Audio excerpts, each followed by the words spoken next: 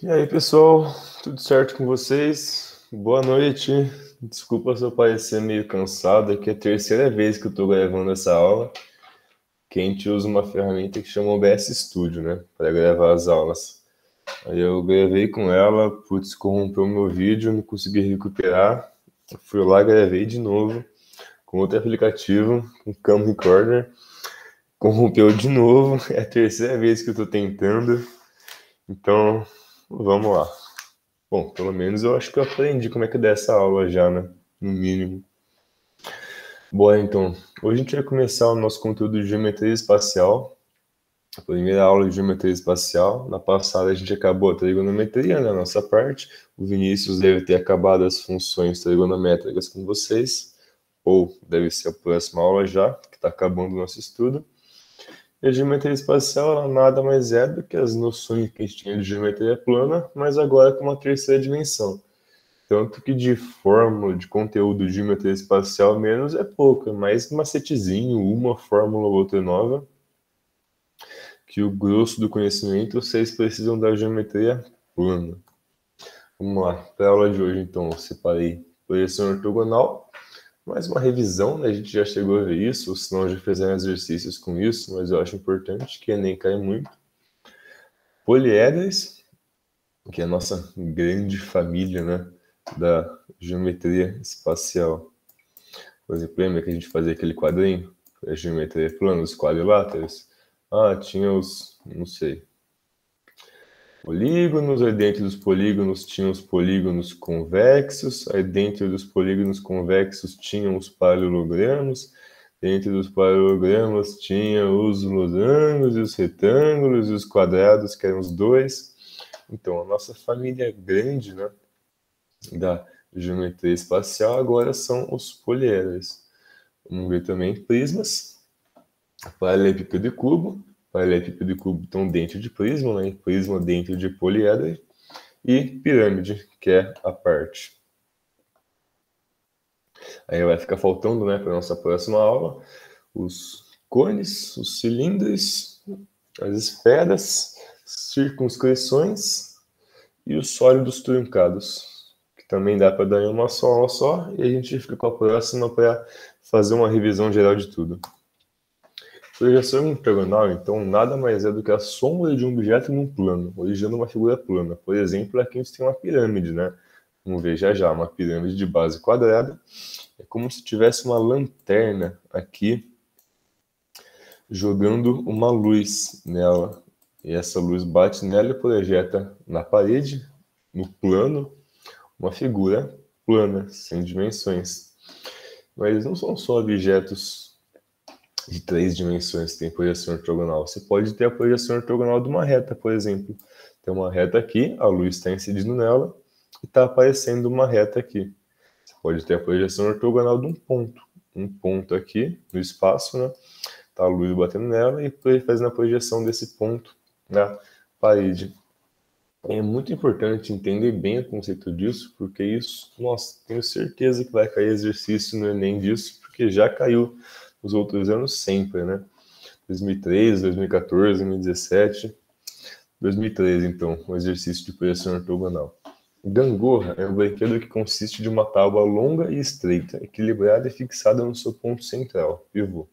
Nesse brinquedo, duas pessoas sentam-se nas extremidades e, alternadamente, impulsionam-se para cima, fazendo descer a extremidade oposta, realizando assim o movimento da gangorra.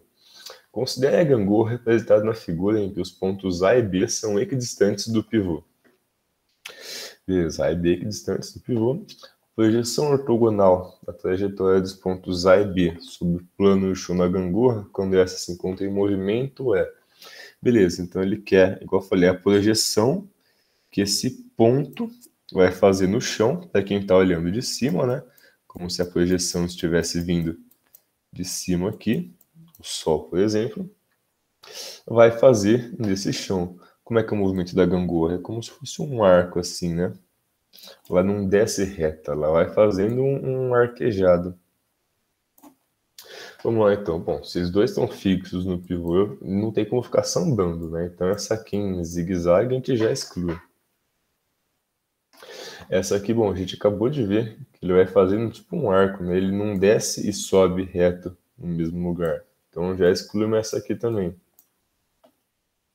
Essa aqui, nossa, que movimento ele teria que fazer para fazer esse balanço de lado? Então essa aqui também está muito estranha. A dúvida que poderia ser ficaria entre a alternativa B e a alternativa D, né? Dos pontos. Mas tem que lembrar que o ponto, para quem está olhando a projeção ortogonal de cima do chão, ele está indo e voltando, mais ou menos nessa distância aqui, né? Ele sai daqui, que é o ponto mais perto de cá, vai até esse ponto de cá e vai voltando para cá depois. Esse movimento que ele faz, né? Ele se move dentro de um espaço mais ou menos assim. E esse espaço, para quem está olhando de cima, é uma reta. Alternativa B. Beleza? Fácil, né? Só ter essa noção de projeção ortogonal. Tem umas de escada também, aquelas escadas em espirais. Vou colocar uns exercícios disso na listinha de vocês. Consolidar essa ideia. Agora a gente entra no foco da aula de hoje, né? Os poliedros e as figuras da geometria espacial. Poliedros, polivários, édrios, faces são polígonos, figuras, né, de várias faces, tendo polígonos como faces. Vários polígonos ligados por arestas e vértices. O que é polígono? São todas essas figuras: quadrado, retângulo, triângulo, pentágono, hexágono.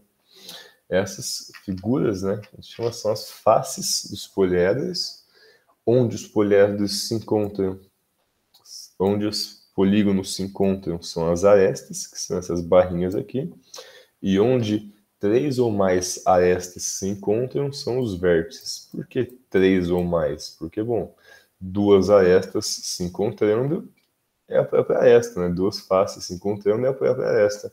Para eu ter um vértice, eu preciso de 3 faces ou 3 arestas convergindo para um ponto. Pode vir aqui no cubo, 3 arestas ou 3 faces convergindo para um ponto. Aqui, dodecaedros, 3 faces ou 3 arestas convergindo para um ponto. Icosaedros, 5 faces ou 5 arestas convergindo para um ponto. Beleza? E aqui, detalhe, pessoal, a gente vai tratar de poliedros convexos, em que os ângulos entre faces é menor que 180 graus. Você lembram das figuras convexas, dos polígonos convexos? Polígono convexo é o quê? É aquele que você consegue fazer uma reta que comece dentro dele, saia dele e volte para ele. Por exemplo, a pipinha de festa junina, né? Bandeirinha de festa junina. Consigo fazer um ponto que comece nele, saia dele e volte para dentro. É um polígono não convexo ou côncavo. Por que côncavo? Porque um ângulo interno dele é maior do que 180 graus. Todos os outros polígonos, quadrado, triângulo, os polígonos convexos, todos os ângulos internos são menores do que 180 graus. Certo? Já vimos isso. E aí, o que seria um poliedro convexo? Então, seria essa pipinha de festa aqui com 3 dimensões. Por exemplo, aqui, ó. Se a gente tivesse esse objeto aqui, ele seria um poliedro côncavo ou não convexo, porque ele tem um ângulo entre faces menor que 180. Essa face aqui com essa face aqui tem entre elas um ângulo menor que 180. Beleza? Outra informação sobre os poliedros, ainda mais geral, os poliedros platônicos. A gente só vai estudar, se não só, mas praticamente todos os exercícios que tiverem de poliedros serão com poliedros platônicos. Eles têm que obedecer essas duas regrinhas aqui, ó. As faces são polígonos regulares congruentes entre si. Polígonos, figuras, triângulo, quadrado. Regulares, o que são polígonos regulares? São polígonos que têm lados de mesmo tamanho. Triângulo equilátero, pentágono equilátero, quadrado. E congruentes entre si, ou seja, todos eles de mesmo tamanho entre eles. Então, essa figura, por exemplo, aqui do dodecaedro, tenho vários pentágonos equiláteros de mesmo tamanho entre eles. Esse aqui é um poliedro platônico. E eles têm que ter ângulos poliédricos congruentes. Opa! Errado. São congruentes entre si. que são ângulos poliédricos? São esses ângulos de dentro da figura, né? Tipo esse ângulo aqui, ó, no cubo, que é formado por essas 3 arestas. Esse ângulo aqui é um ângulo poliédrico e é igual a todos os outros aqui dentro dele. Mesma coisa para o icosaedro, né? Esse ângulo interno formado pelo encontro dessas 5 arestas, ou desses 5 faces, é igual a todos os outros ângulos internos aqui, formado pelo encontro dessas respectivas partes. Beleza? Poliedro platônico. Vamos lá, então. Aqui a gente sai da teoria e começa a fazer as coisas que a gente vai usar mesmo. Relação entre número de arestas, faces e vértices. Nós temos 2 relações, né? A relação de Euler, que é a mais famosa, e essa outra relação aqui, que também é importante, mas não tão famosa. Para que serve isso? Para determinar os números de vértices, faces e arestas das figuras, tendo só um ou outro deles. Mas aí você pode pensar, poxa, num cubo, por que eu tenho que ter uma forma para determinar o número de vértices, faces e arestas? Não é muito mais fácil contar? Para o cubo, sim. Para o cubo a gente vê, poxa, eu tenho um quadrado aqui, um atrás, um de lado, outro do lado, um na frente, um embaixo. Poxa, 6 faces. Consigo contar os vértices, 8 vértices. Fácil contar as arestas, 2 arestas. Mas com uma fórmula, a gente já consegue ter uma noção de, por exemplo, icosaedro. Quantos vértices o icosaedro tem? Nossa, nem ideia. Mas eu sei quantas faces ele tem. Se eu sei quantas faces ele tem, eu consigo determinar a quantidade de vértices e arestas só com o número de faces. Beleza? Um exemplo disso, com o nosso cubo, né? Quantas vértices o cubo tem? O cubo tem 8 vértices. A gente contou ali. Quantas faces o cubo tem? Putz, 6. A gente consegue determinar o número de arestas isolando A, né? 12 arestas. Essa outra fórmula de baixo, a vantagem dela é que ela relaciona as medidas, né, de vértices, faces e arestas 2 a 2. Aqui, quer dizer, eu preciso de 2 para descobrir uma. Aqui eu consigo, só tendo uma, descobrir as outras. Então, 2 vezes o número de arestas é igual a n vezes o número de faces, que é igual a p vezes o número de vértices. O que são esse n e esse p? N é o número de lados de cada face. Como assim, número de lados de cada face? O que é uma face? Não é esse polígono aqui? Qual que é esse polígono aqui dessa face? É um triângulo. Quantos lados essa face triangular tem? 3. Então, 3 é o N, o tetraedro. Aqui, essa figura aqui, essa quase bola de futebol, meio angular. Qual que é o polígono da face dela? O polígono da face dela é um pentágono. Quantos lados tem um pentágono? 5 lados. Então, o N do dodecaedro é 5. O número de lados de cada face. P é o número de arestas que chegam a cada vértice. Bem fácil, né? Pega um vértice, exemplo no icosaedro. Quantas arestas chegam nesse vértice? 5. No cubo, quantas arestas chegam nesse vértice? 3. Esse é o P da fórmula. Como que a gente relaciona as duas em um exercício? Vamos lá. Por exemplo, nesse aqui. Um poliedro convexo tem 5 faces triangulares e 3 pentagonais. O número de arestas e o número de vértices desse poliedro são, respectivamente. Vamos lá. Aí, como é que você desenharia uma figura de 5 faces triangulares e 3 pentagonais? Nossa, sem chance, muito difícil. Fora que você tem que desenhar isso de um jeito que você entenda depois e rápido bastante, em 3 minutos com o tempo da questão que você tem. Não, vamos à fórmula. O que ele deu para a gente já? 5 faces triangulares e 3 pentagonais. Então a gente já sabe que são 8 faces. 5 triangulares e 3 pentagonais.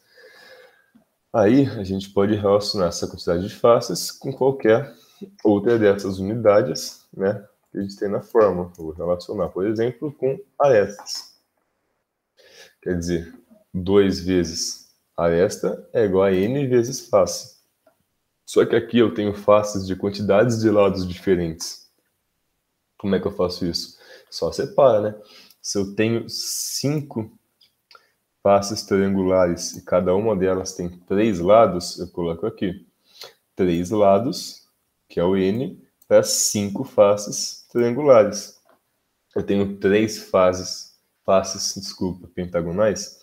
Então, o N do pentágono é 5 e eu tenho 3 dessas faces. Resolvendo aqui, 15 mais 15, 15 dividido por 2, 15 mais 15, 30, por 2, 15 arestas. E agora a gente tem as duas medidas, né? 8 faces e quantidade de faces e quantidade de arestas. A gente pode jogar na fórmula de Euler. Vértice mais face é igual a aresta mais 2. Isolando o vértice, né? Passa aqui subtraindo, 9 vértices. Responder uma questão sem ter que ficar desenhando tudo isso. Beleza? Outra informação, já não tão útil quanto as outras duas fórmulas, né? Essas duas aqui são muito importantíssimas. Eu gostaria que vocês lembrassem, decorassem elas para ir fazer o vestibular.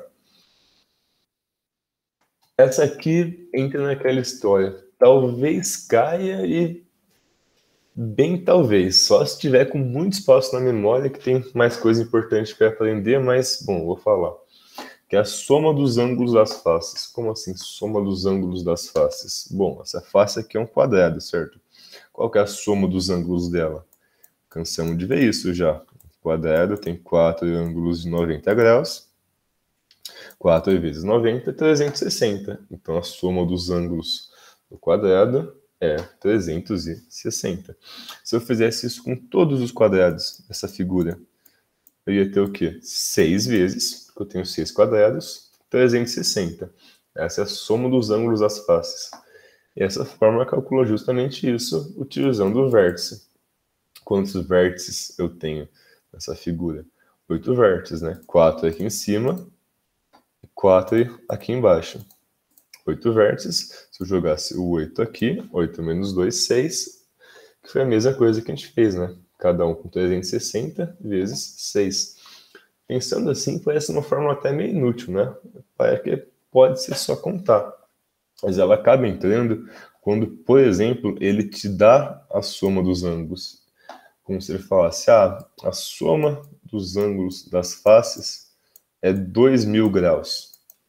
Calcule vértice, aresta e face. Sem essa fórmula você não faz. Como é que você vai saber qual figura que ele quer? Aí aqui, utilizando essa fórmula, você consegue achar quantos vértices ela vai ter. E achando o vértice, você consegue achar as outras informações usando as outras duas fórmulas. Mas é só nessa situação que ela entra assim mesmo, que ela é útil e... Bom, fica a cargo de vocês. Se eu achar exercício dela, eu coloco na lista, senão, informação a mais para a vida. Vamos lá, agora a gente vai começar a entrar nas figuras propriamente ditas, né? Lembra que eu falei que os poliedros englobam tudo? Já prismas estão dentro de poliedros, né? Então, prismas são poliedros em que duas das faces são paralelas e opostas, enquanto as demais são paralelogramos, figuras de 4 lados, de lados opostos paralelos. Vamos entender o que isso quer dizer. Duas faces são paralelas e opostas. Então, aqui nesse prisma triangular, esse triângulo de cima é paralelo e oposto, ou seja, está no outro extremo da figura desse triângulo aqui. Beleza. Enquanto as demais faces são paralelogramos. O que são paralelogramos? Figuras de 4 lados, de lados opostos paralelos. Já vimos isso, né? Aqui, as outras faces são retângulos, que são paralelogramos. Por que aqui está paralelogramos e não retângulos? Se todas aqui são retângulos. Bom, porque essa figura aqui, ó,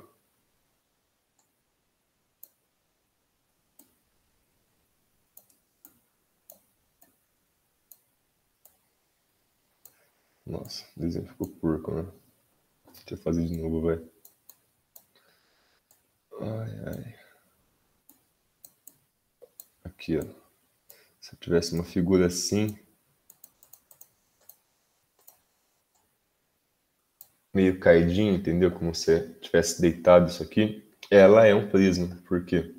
que ela tem as faces triangulares opostas e paralelas, e as demais têm lados paralelos 2 a 2.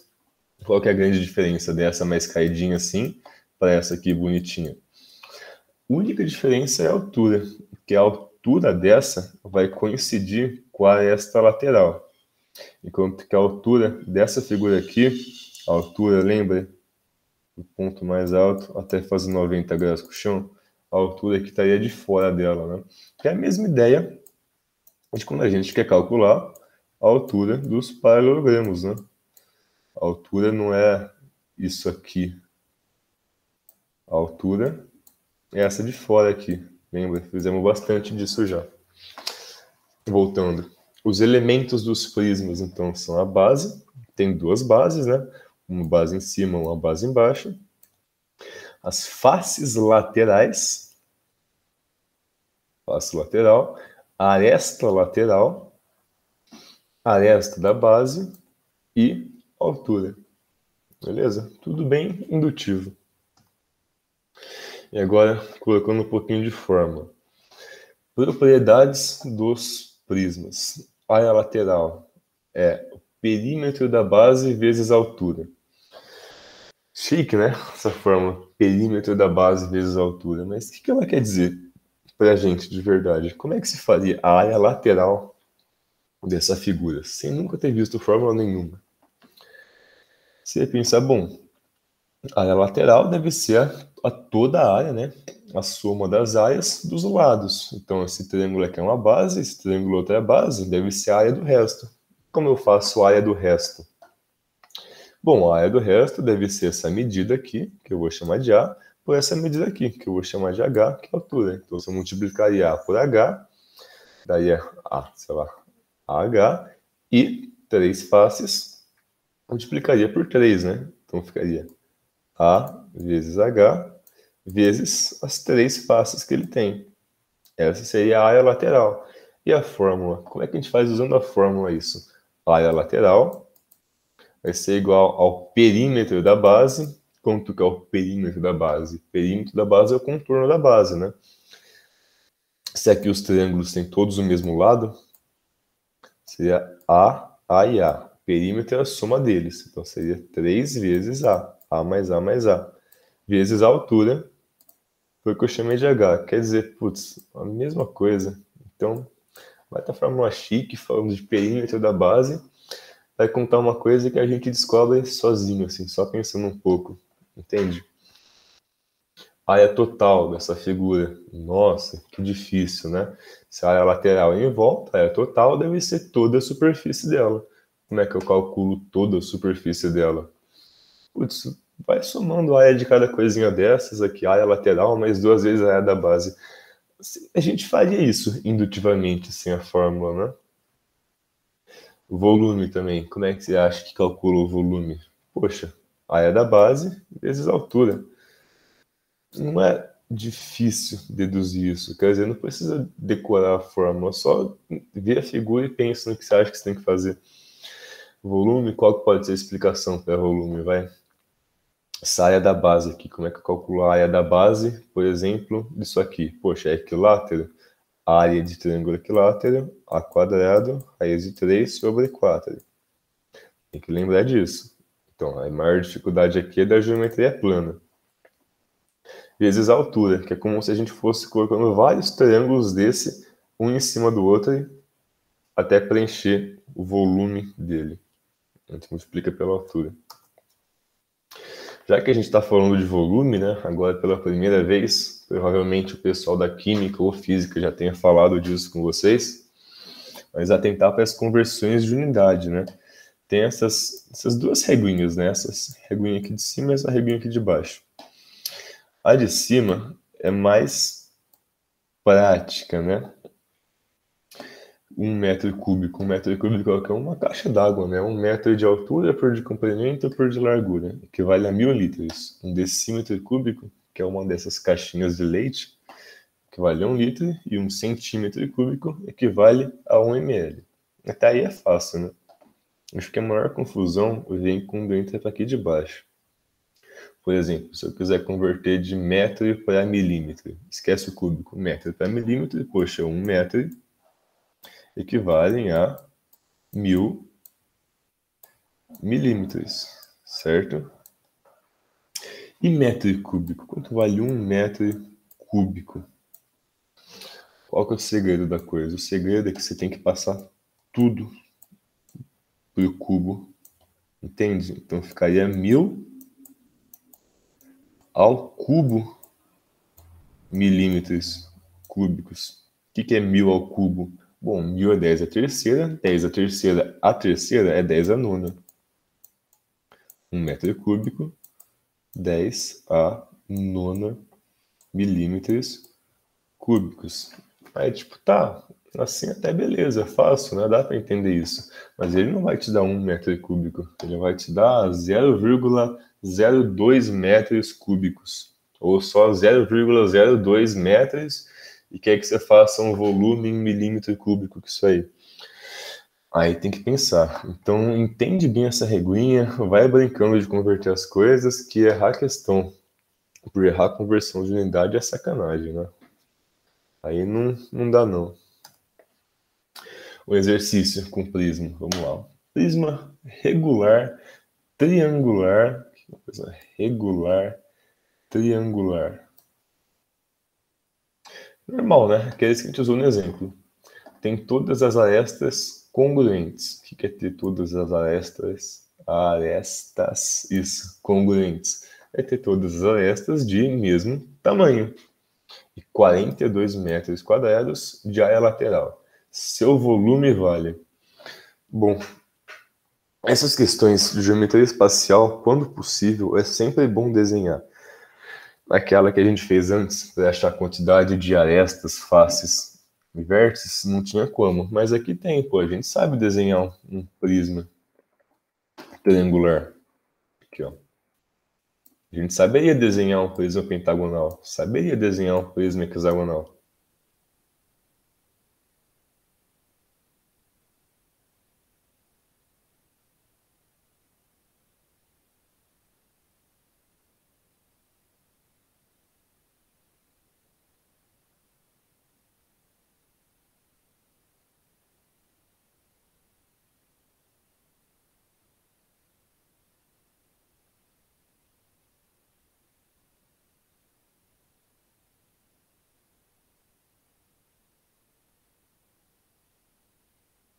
E faz, bom, sabe que são todas iguais? Como é que eu calcularia a área lateral disso? Ah, eu faria esse A vezes esse A para achar a área de uma face. Eu tenho 3 faces, eu multiplicaria por 3. Então ficaria A vezes 3, ou 3A quadrada. Para usar a fórmula, cara, é a mesma coisa. Se achar o perímetro da base, que é 3A, multiplicar pela altura, que é A. 3A quadrada é igual a área lateral.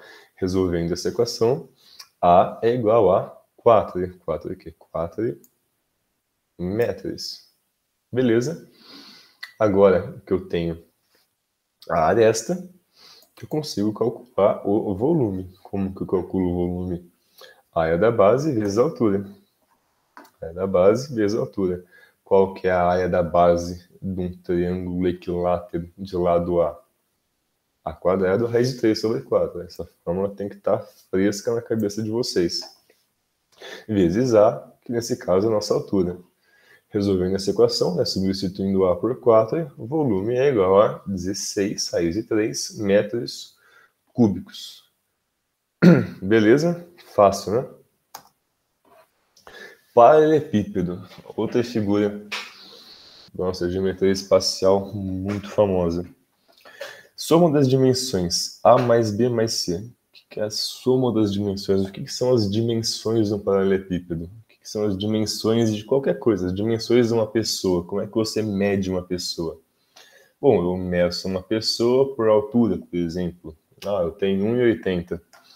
Eu meço uma pessoa por peso. Ah, eu peso 90 quilos. Essas são as minhas dimensões, dimensões do Daniel. E as dimensões do paralelepípedo? Bom, a gente não sabe o peso dele, mas a gente consegue saber comprimento, altura e largura. Com essas 3 dimensões dele, a gente consegue ter uma noção do tamanho dele. Então, quando eu falar em soma das dimensões, certo? É a soma da comprimento com a largura e a altura. Agora, se falar em soma de todas as dimensões, aí são todos os valores dessas medidas, né? Eu tenho A aqui, eu tenho O aqui, eu tenho O aqui, eu tenho B aqui, eu tenho B aqui, eu tenho B aqui, eu tenho B aqui. Aí acaba ficar 4 vezes A mais B mais C. Mas só para deixar isso, eu duvido que vão perguntar a soma de todas as dimensões para vocês, mas para deixar clara essa ideia de o que são as dimensões da figura. Beleza? E todo paralelepípedo é um prisma, já falamos disso, né? Paralelepípedos e cubos estão dentro da família dos prismas, que está dentro da família dos poliedros.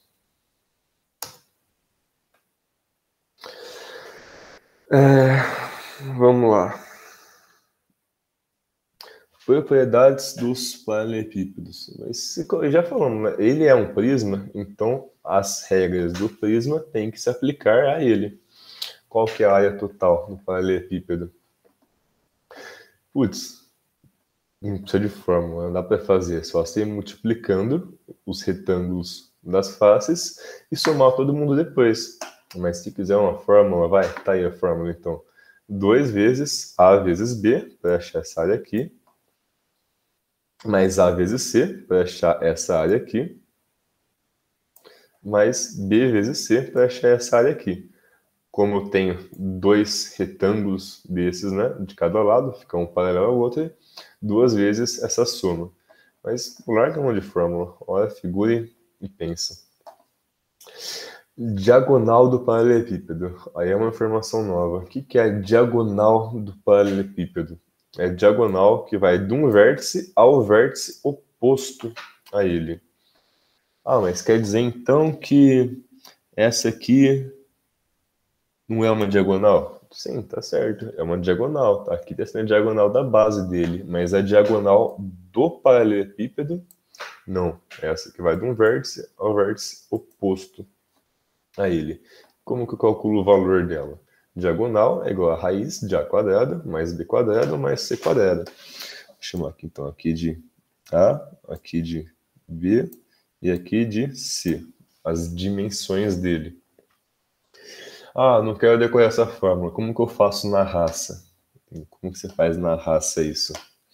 Essa diagonal, ela está sendo a hipotenusa de um triângulo retângulo de catetos C e esse que eu vou chamar de Dzinho. E Dzinho está sendo a hipotenusa de um triângulo retângulo de catetos B e A. Então a gente faz Pitágoras 2 vezes, né? Pitágoras para achar o Dzinho, D quadrado é igual a quadrado mais B quadrado. A gente vai ficar aqui D é raiz de A quadrado mais B quadrado. E faz um Pitágoras com o valor de D, que a gente descobriu, e com Czinho. Dzão quadrado vai ser igual a D quadrado mais Czinho ao quadrado. Passando a raiz para lá e desmontando esse D, né? Que a gente vai colocar o quadrado, vai cancelar essa raiz. D é igual a raiz de A quadrado mais B quadrado mais C quadrado. Então, esqueceu a fórmula da diagonal do paralelepípedo, faz um Pitágoras 2 vezes. Volume também é facílimo, né? É só multiplicar as 3 dimensões dele. Se no prisma a gente fazia o quê? A é da base vezes a altura. Aqui também, mesma coisa. A é da base, A vezes B, vezes a altura, C. Certo? Fácil demais, né? Cubo, ou hexáedro regular, a figura mais importante da geometria espacial. Soma de todas as dimensões, 12A. Por que eu coloquei isso? Que eu acho que vocês nunca vão ser questionados na vida. Para reforçar a ideia da dimensão e para já mostrar que ele tem 12 arestas, todas de mesmo tamanho. Beleza? é um paralelepípedo em que as dimensões A, B e C são iguais. Assim como o retângulo, perdão, o quadrado é um retângulo em que os dois lados são iguais. O cubo é um poliedro em que os 6 faces são iguais. Certo? Propriedades do cubo. Putz, iguaizinhas as do paralelepípedo. A mesma coisa, só que agora todas são iguais. Se a área total... Cadê meu cursor? Achei. Se a área total do paralelepípedo é 2 vezes A vezes B mais B vezes C, tal, mais A vezes C, agora é tudo A. Então acaba que foi 2 vezes A vezes A vezes A mais A vezes A mais A vezes A. Aí que seria 3A² por 2, 6A². Mas esquecendo fórmula. Cara, a área total faz a área de cada um desses quadradinhos que tem lá do A e depois soma tudo. 6A². Volume. Mesma coisa para o paralelepípedo. A vezes A vezes A. A ao cubo. Diagonal do cubo. Que diagonal do cubo que vai de um vértice ao vértice oposto. Ah, quer dizer então que essa aqui não é uma diagonal? Sim, é uma diagonal de uma face do cubo, não a diagonal do cubo. Diagonal do cubo, mesma coisa do paralelepípedo. Dá para fazer por Pitágoras na raça, ou dá para lembrar que é a raiz de 3. Fica até fácil, né? Porque a diagonal do quadrado é conhecida para a gente, que é a raiz de 2. Você pensa, 2 dimensões, a raiz de 2, um cubo que tem 3 dimensões, fica a raiz de 3. Pirâmide, nossa última figura da aula de hoje. Pirâmide todo mundo sabe, né? As pirâmides do Egito, pirâmide é famosíssimo também. Vou usar de exemplo aqui a pirâmide de base quadrada, mas é igual para todas as outras. Por exemplo, aqui está tendo uma base hexagonal, aqui está tendo uma base pentagonal. Enfim, os elementos que constituem a pirâmide são qual? Vértice da pirâmide, o ponto de convergência das arestas laterais, é o vértice. As arestas laterais da pirâmide, a face lateral da pirâmide, a aresta da base e a base. Até aí só é informação fácil, né? Só coisa que a gente já viu nas outras figuras. O que eu quero chamar a atenção de vocês na pirâmide? O apótema e a altura da pirâmide. Por que a altura da pirâmide? Porque a altura não pode confundir com o apótema, nem com a aresta lateral nunca. A altura é que vai do ponto mais alto do vértice até formar 90 graus com o plano da base. Beleza? Com o plano da base e não com a base em si. Porque, por exemplo, nessa pirâmide aqui, ó, que ela tá tortinha, ela tem uma altura também. A altura dela vai sair do vértice, que é o ponto mais alto, até fazer 90 graus com o plano da base. Essa aqui é a altura dessa pirâmide. A dessa aqui seria como? Parecida com a do lado, né? Vem daqui até fazer 90 graus com o plano da base. Beleza? Fica atento com a altura quando a figura for de fora, assim. E o apótema. Qual que é o apótema? O apótema é o segmento de reta que sai do vértice da pirâmide e faz 90 graus com a aresta da base passando pela face lateral. Como assim? Ela escorre do vértice da pirâmide até fazer 90 graus com a aresta da base passando pela face lateral, né? Descendo sobre a face lateral. Beleza? Aqui, ó, observação. Vocês lembram que a gente já tinha visto a apótema antes? Onde que a gente viu a apótema? A apótema, para a gente, era o raio da circunferência inscrita.